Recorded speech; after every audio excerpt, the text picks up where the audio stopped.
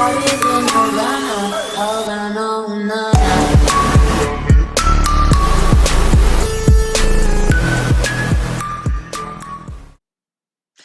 what's up, Camp Nerd fans? Welcome back to another tutorial here in the camp, and we're building on to the notepad and getting everything set up. And to show you the nerd pad, that is what I use to keep my notes and everything. This right here is the nerd pad. You have your new file, your save, your open, print, and then about nerdpad, and then you'll see like search documents where you can search for a word in the document. But we're not going to get into these as of right yet. We're just going to do the basic, which is open or new document, save, and open. And then of course you've got your text box, and then you have your file title, which is untitled at the moment, and then your file is saved, and then your character limits.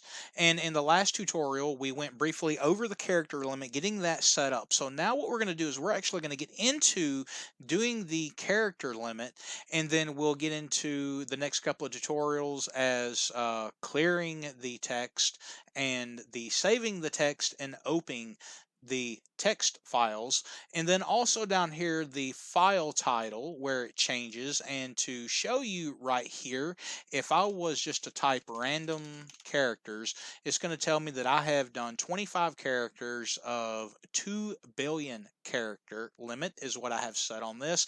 I can go up to 214 billion character limit, but that's neither here nor there. We're just going to get the concept of this. And then if I wanted to put a new document, and let's say I want to open a text file, and I open up this test file that we did in the last, you'll see that it gives me the 35 character limit of the what I have here, and it kind of gives you this the overview of what we're doing. So now if we come back to our notepad, you'll in the last tutorial we set up the dock panel with the scroll viewer and the text box. And to show you how the scroll viewer works, what I'm going to do is I'm just going to just type random characters in this, and then let's change so you see like so. All right, now if you notice, I can scroll all the way up to the S, and I can scroll all the way down. And as if you notice over on the scroll bar, it changes as well. All right, now the scroll viewer gives you the ability to scroll a text box in the WPF format.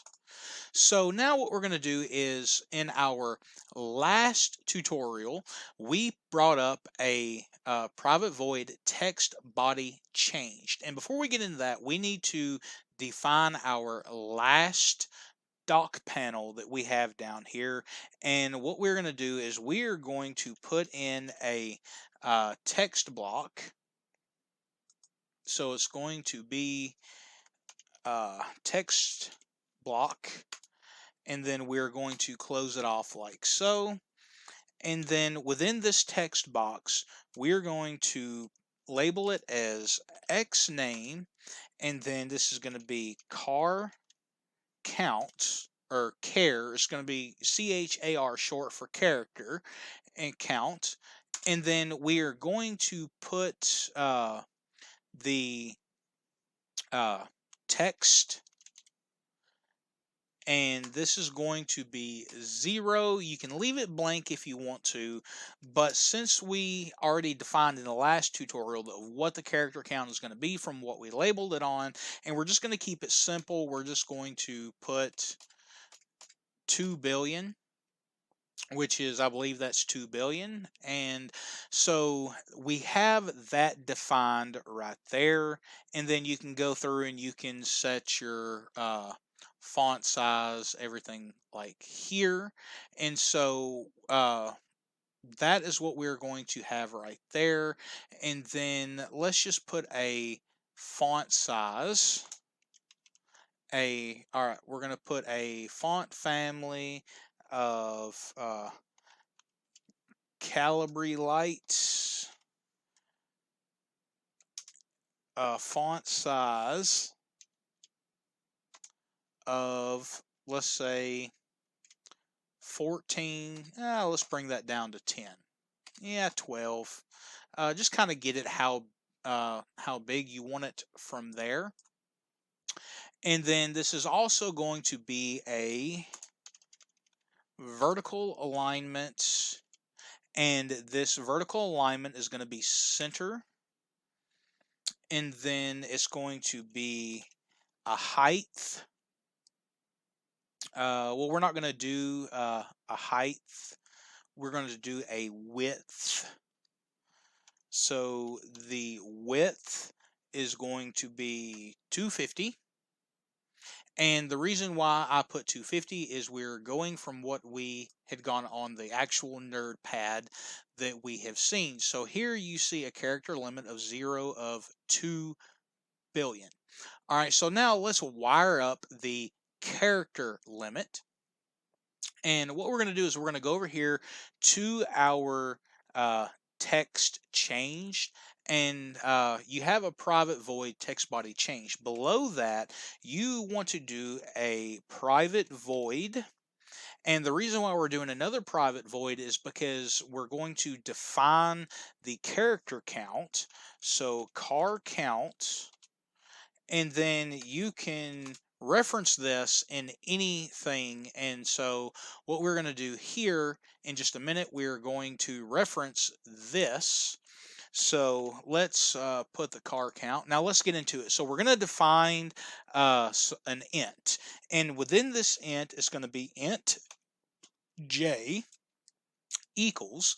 Now if we come back over, and whatever you have your text file name as, remember in the previous tutorials we have named it txt body. So we're going to put txt body dot text, and then this is going to be the length, and then we're going to put string